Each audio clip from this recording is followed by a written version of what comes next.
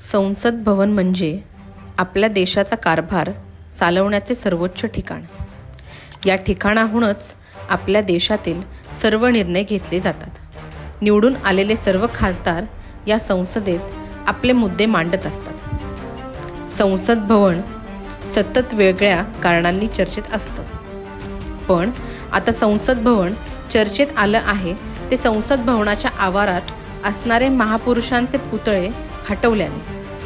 सत्ताधारी पक्षाने नेमका काय गोंधळ घातला आहे हेच जाणून घेऊया या व्हिडिओच्या माध्यमातून. नमस्कार, तुम्ही पाहताय दैनिक राज्य लोकतंत्र.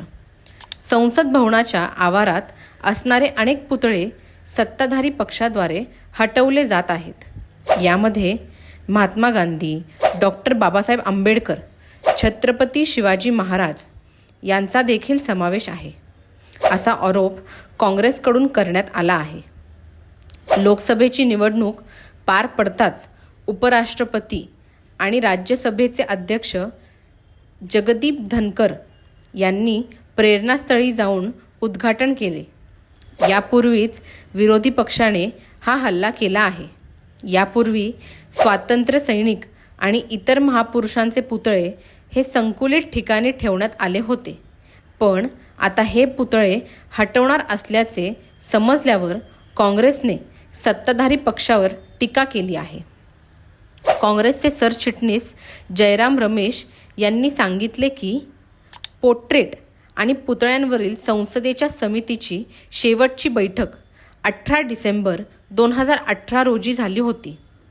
त्यानंतर 17व्या लोकसभा कार्यकाळात त्याची पुनर्रचना झाली नव्हती. संवैधानिक उपसभापती या पदाशिवाय हा पहिलाच बार कार्यरत होता. पुढे ते म्हणाले, संसदेच्या संकुलातील पुतळ्यांच्या पुनर्रचनाचे उद्घाटन होत आहे. हा स्पष्टपणे सत्ताधाऱ्यांनी एकतर्फी घेतलेला निर्णय आहे. महात्मा गांधींचा पुतळा एकदा नव्हे तर दोनदा हटवण्यात आला आहे, असे रमेश यांनी सोशल मीडिया एक्सवर एका पोस्ट करत म्हणले आहे. रमेश म्हणाले की आंबेडकर जयंती साजरी करण्याला संसदेच्या संकुलनात आणि प्रेरणास्थळावर महत्त्व असणार नाही, कारण त्यांचा पुतळा आता महत्त्वाच्या ठिकाणी नाही. याबद्दल लोकसभेच्या सचिवालयाने स्पष्टीकरण देत म्हटलं आहे की पुतळे वेगवेगळे ठेवल्याने त्यांची देखरेख करणं अवघड झालं आहे.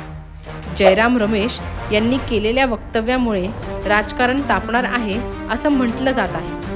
सत्ताधारी पक्षाला महापुरुषांचे पुतळे हटवून काय साध्य करायचं आहे हे कोणालाही अवगत नाही. तुम्हाला काय वाटतं? सत्ताधारी पक्षाकडून पुतळे हटविणे कितपत योग्य आहे? आम्हाला कमेंट करून नक्की कळवा. आणि जर राज्य लोकतंत्र चॅनलवर नवीन असाल तर चॅनलला सबस्क्राईब करायला विसरू नका.